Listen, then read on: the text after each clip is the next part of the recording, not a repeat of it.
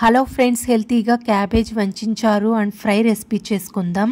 ముందుగా కడాయిలో కందిపప్పు కట్ చేసి పెట్టుకున్న క్యాబేజ్ వేసుకుందాం. వాటర్ వేసుకోవాలి. కొద్దిగా టర్మరిక్ పౌడర్ వేసుకొని మూత పెట్టుకొని కుక్ చేసుకోవాలి. ఇప్పుడు పాన్ లో పెప్పర్ వేసుకుందాం. Red chilli, garlic, curry leaves వేసుకోవాలి. ఎండు కొబ్బరి, క్లౌస్, ధనియాలు, ఆవాలు వేసుకుందాం. కొద్దిగా మెంతులు, జీరా, ఆయిల్ వేసుకొని ఫ్రై చేసుకోవాలి. కొద్దిగా కలర్ మారేంత వరకు మిక్సీ జార్లోకి ట్రాన్స్ఫర్ చేసుకుందాం. ఆనియన్స్, కొత్తిమీర, కొద్దిగా వాటర్ వేసుకొని గ్రైండ్ చేసుకోవాలి. ఉడికించిన కందిపప్పు వేసుకొని మళ్ళీ గ్రైండ్ చేసుకోవాలి. ఇప్పుడు వాటర్ సపరేట్, క్యాబేజ్ సపరేట్ చేసుకోవాలి. ముందుగా రసం చేసుకుందాం. కడాయిల్లో ఆయిల్ వేసుకోవాలి. ఆవాలు, ఆనియన్స్, కర్రీ లీవ్స్ వేసుకొని ఫ్రై చేసుకుందాం.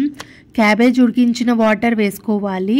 గ్రైండ్ చేసుకున్న పేస్ట్ వేసుకుందాం. సాల్ట్ తగినంత వేసి బాగా మిక్స్ చేసుకోవాలి. మూత పెట్టుకొని ఉడికించుకోవాలి. కందిపప్పు, క్యాబేజ్ ఉడికించిన వాటరు ప్రెస్ చేసుకోవాలి. ఈ విధంగా క్యాబేజ్ ఫ్రై కోసం ప్యాన్లో ఆయిల్ వేసుకుందాం. ఆనియన్స్ వేసి ఎర్రగా ఫ్రై చేసుకోవాలి.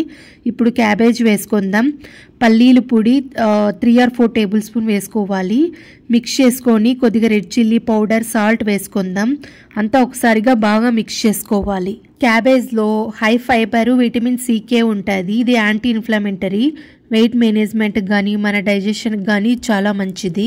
అంతే, టేస్టీగా క్యాబేజ్ వంచారు ఫ్రై రెసిపీ రెడీ అయింది.